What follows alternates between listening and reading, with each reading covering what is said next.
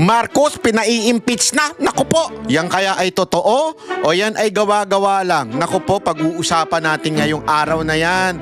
Itong issue ng impeachment ni Marcos. Totoo kaya yan o isang lokohan lang o it's a prank? Ika nga, sabi ng mga iba. It's a prank. O, malay natin. Yan ang ating pag-uusapan ngayong araw na ito. At syempre, pag-uusapan din natin ang mga may init na nangyari sa Blue Ribbon Committee ni Lacson. Gago! Sabi nga niya, shut the F up daw. Sino kayo sinasabihan niyang gano'n, ano? Sabi kasi ni Lacson dun sa kanyang intro, yung mga bumabatikos daw sa kanya ay shut the F up daw. Abay, mana pala ito kay ano, no? Kay pangalan nito, yung wag niyo akong utusan. Si ano? Si Recto. Mana pala ito kay Recto, bawal silang punahin. Kaya shut the F up daw. Alam mo, ang inaantay ng taong bayan diyan po sa Blue Ribbon Committee ay yung revelasyon ni Libiste. Pero barabagang dinaanan lang. Naku, pag-uusapan natin yan. At hindi lamang po yung dinaanan lang, ha. Pag titignan nyo talaga yung YouTube, wala masyadong nagbalita. Hirap na hirap akong hanapin. Bakit kaya? Bakit kaya? Tapos sasabihin mo, Lacson, shut the F up. Gago! You shut the F up. Ikaw ang tumahimik. Dahil tumahimik ka na. Dahil tumahimik ka na sa issue ni Libiste. Nawala na yung usapang kay Libiste. Napunta na sa mga ewan ko kung ano ba isyong gusto nyong palabasin. Di ba?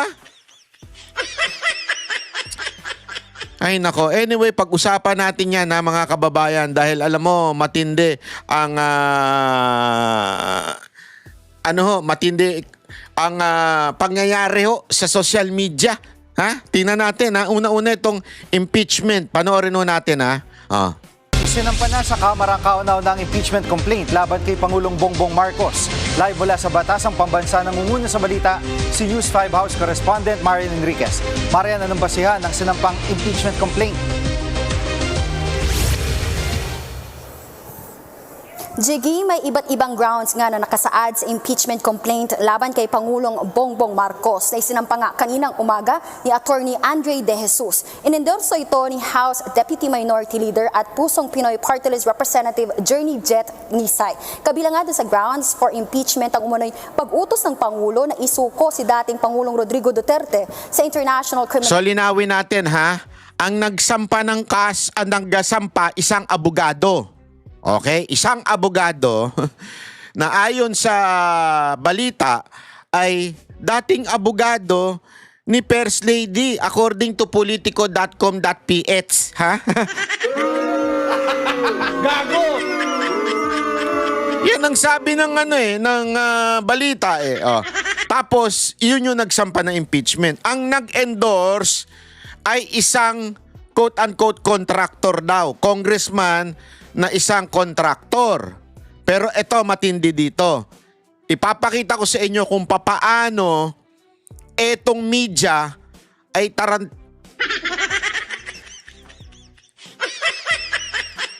ay misleading.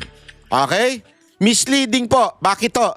Tuloy natin. Ipe-play ko sa inyo kung bakit ko nasabing misleading tong mga to. Court o ICC. Pati na rin yung umano'y drug addiction. So ayan, tingnan ninyo ha kung ano yung ground of impeachment. Dinikit si Pangulong Duterte doon sa issue ng ICC.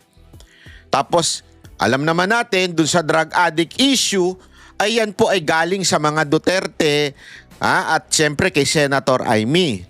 So diyan sa forma pa lamang nung impeachment complaint, mukhang pinalalabas na ito ay galing sa mga Duterte.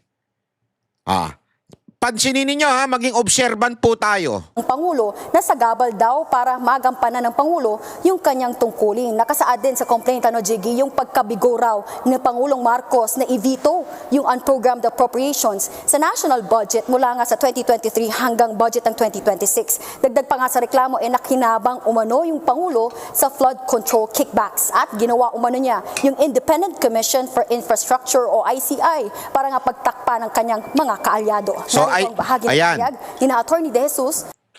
Ito, paliwanag ko lang sa inyo. Parang isang kasinungalingan ay magmukhang totoo. Hahaluan mo talaga ng katotohanan. Kalhati katotohanan, kalhati mukhang delicates. Ano ibig ko sabihin? Halimbawa, yung mga asawa ninyo nagpapalusot sa inyo. Saan ka galing? Umuwi ng madaling araw. Sabi mo, sa opisina, may meeting. That's half truth. Pero that is the truth. Ang galing naman talaga siya sa opisina at may meeting nga naman talaga sa opisina. Tapos, sumegway nga lang. Sumegway nga lang kung kani-kanino, kung saan-saan. Pero the truth is, talaga naman galing siya sa meeting. Galing siya sa opisina. Kasi doon naman talaga siya nagtatrabaho eh. So yung sinasabi nating half-truth. Hindi ba? Ang tamang tanong ay, saan ka galing panggaling mo sa opisina bago ka pumuwi? Yun.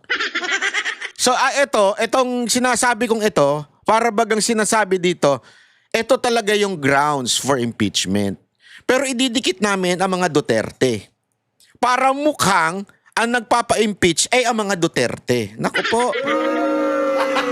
Gago! Delicates talaga. Oh. Tapos, eto pa, misleading. Tuloy natin. May papakita ko sa inyo misleading. At Congressman Nisay. No one, not even the president, is above the law.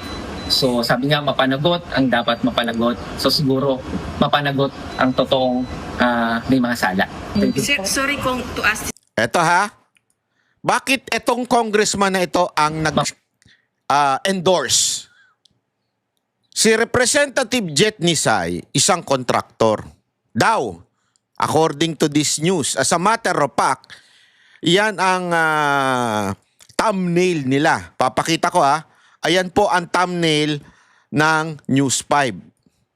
So para bagang pinalalabas sa tao yung inaakusahan na kontraktor o yung congressman na inaakusahan, si Nisay, na inaakusahan na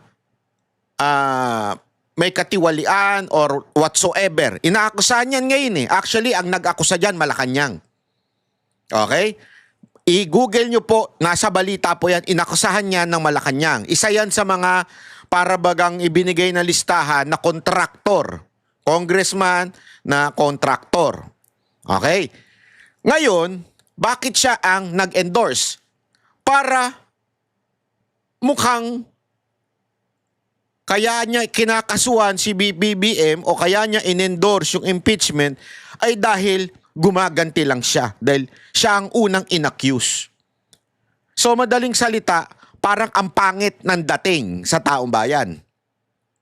Kaya inakusahan niyan si BBM ng impeachment, it is because contractor yan. Yan, tingnan ninyo thumbnail.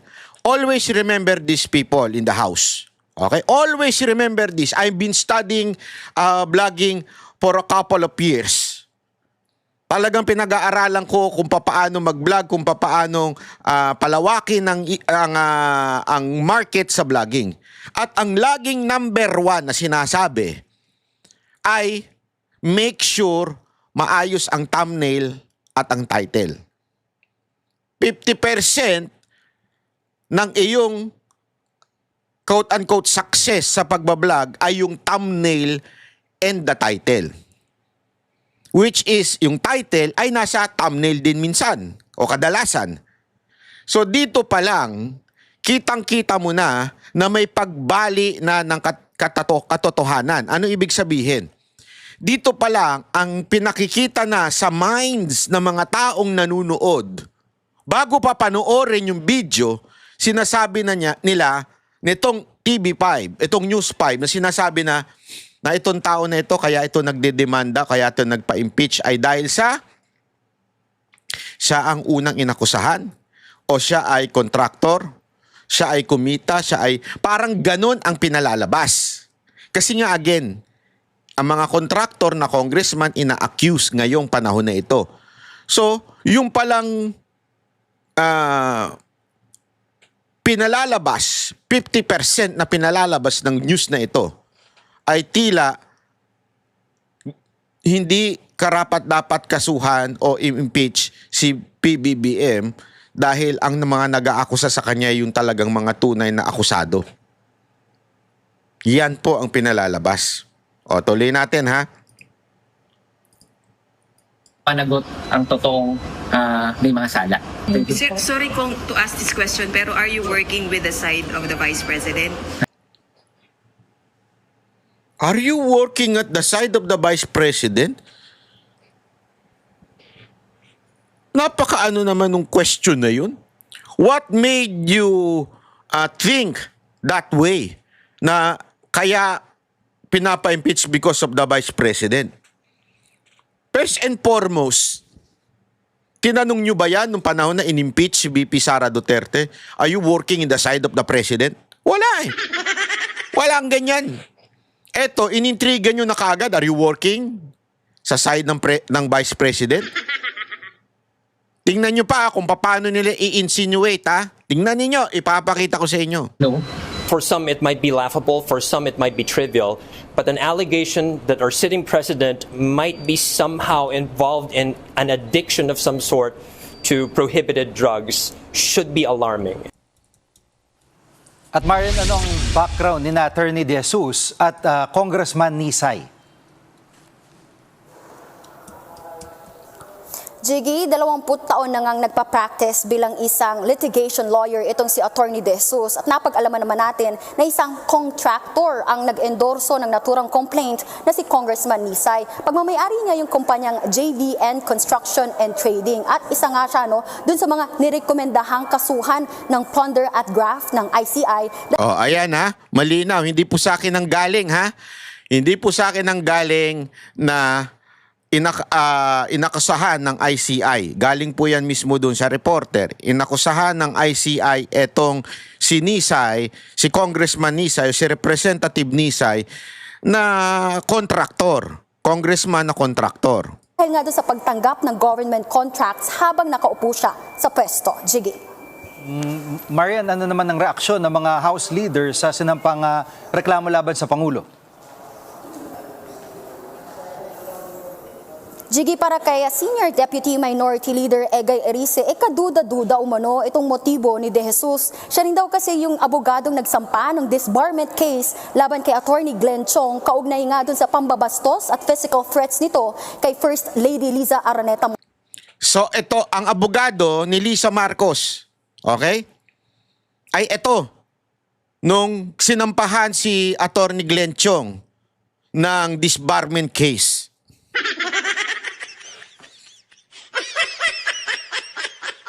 Same lawyer na nagsampa ng impeachment kay Marcos ay dating lawyer daw, according to this report. Dating lawyer daw ni Lisa Marcos na nagsampa ng disbarment case against Glenn Chong.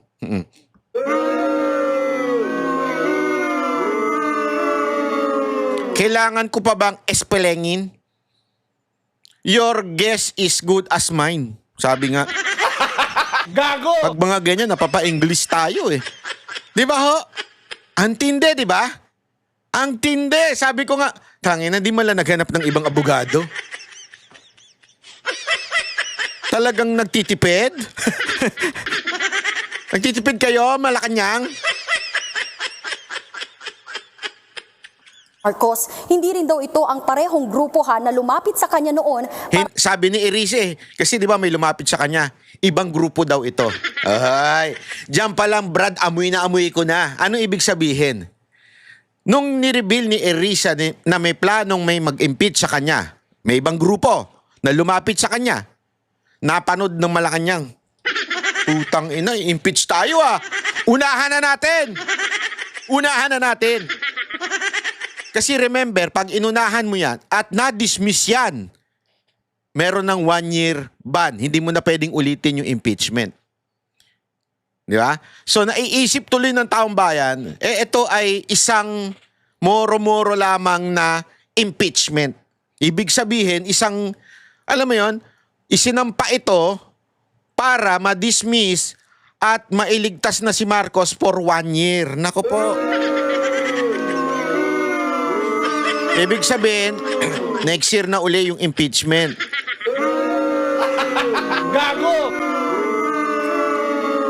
Pakisulat nga yung mga komento nyo dyan kung ganyan din ang inyong naiisip. Kasi ganyan na nababasa natin sa social media eh. Nga sa planong impeachment complaint at dagdag pa nga ni Erice, malaki yung tsansang ma-dismiss agad ang naturang reklamo dahil sa lack of form and substance. Kita ninyo? Lack of form and substance. Importante kasi yan, mga kababayan.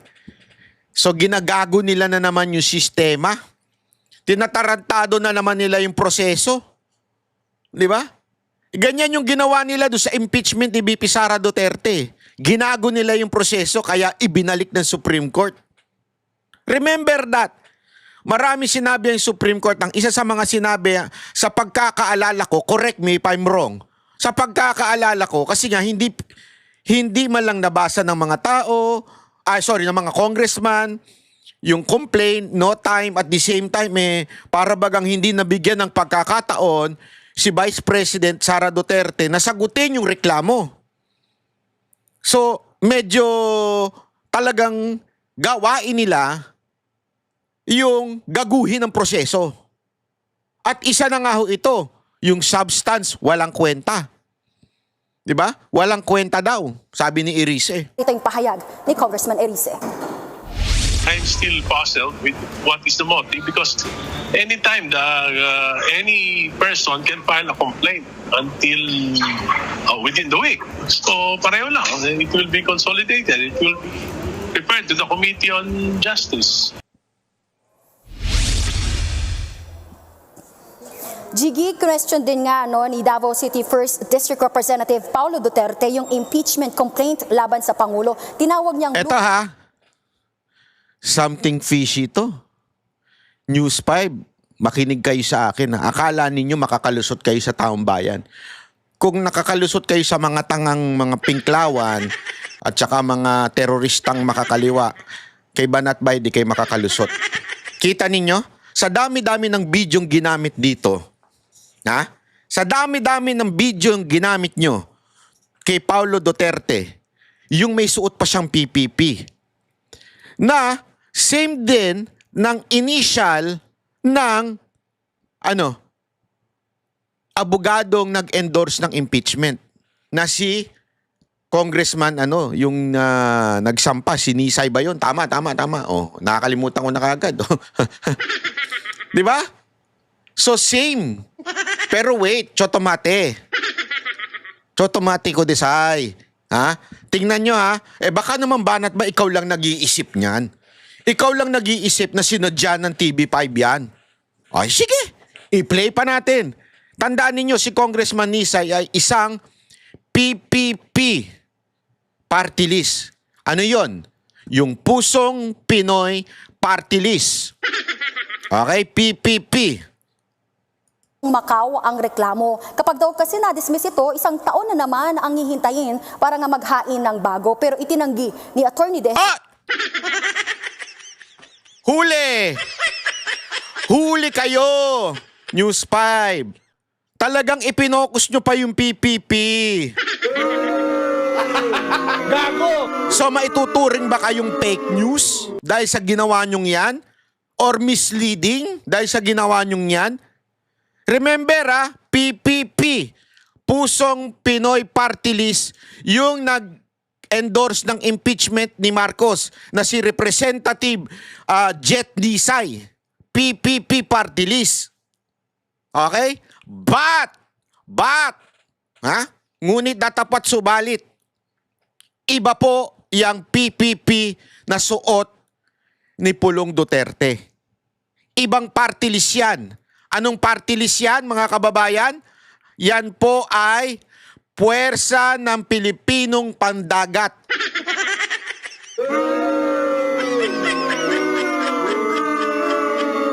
Yang puwersa ng Pilipinong pandagat, isa pong Duterte ang first nominee niyan, si Harold Duterte. Ulitin natin. Yung Jet Nisay, puwersa ng Pilipinong pandagat. Ay, sorry. Ulit. Kay Jet Nisay ay, pangalan nito, yung pusong mamon. Ayun, Pusong Pinoy Party List. Yung kay Pulong Duterte, ay yung kay Harold Duterte, alam nyo po, walang iba kung hindi puwersa ng Pilipinong pandagat. So, what's the proof? Papakita ko lang. Ito yung nag-impeach. Pakita lang natin, ha? Wait. Si Jet Nisay. Ayan, malinaw ho yan. Nakasulat po dyan. Puwersa, ang nakasulat po dyan ay Pusong Pinoy Party List. Kasi naman, pati yung mga ganyan, di ko alam bakit nagkakaroon ng mga ganyang party list eh. Pusong Pinoy Party List. Okay? Pusong Pinoy Party List. Ano naman yung party list ni Pulong Duterte o yung anak niya? Ito naman po. Ano yan? PPP Party List. Kita nyo, same logo? Ano po yan? Yan po ay puwersa ng Pilipinong pandagat. So kahit nga ako, namimix ko eh. Kaya lang, sa dami-dami ng video na gagamitin ng News 5, bakit ito ang ginamit? News 5. Are you trying to insinuate na si Pulong Duterte ay kakampi ni Nisay? Ni Congressman Representative Contractor Congressman Representative Nisay? Ha? Yan bang sinusubukan ninyong subconsciously ipasa sa pag-iisip ng mga Pilipino? Kung makakalusot kayo sa mga tangang pinklawan at mga pingtae at sa mga teroristang makakaliwa, hindi kayo makakalutsot sa mga banateros.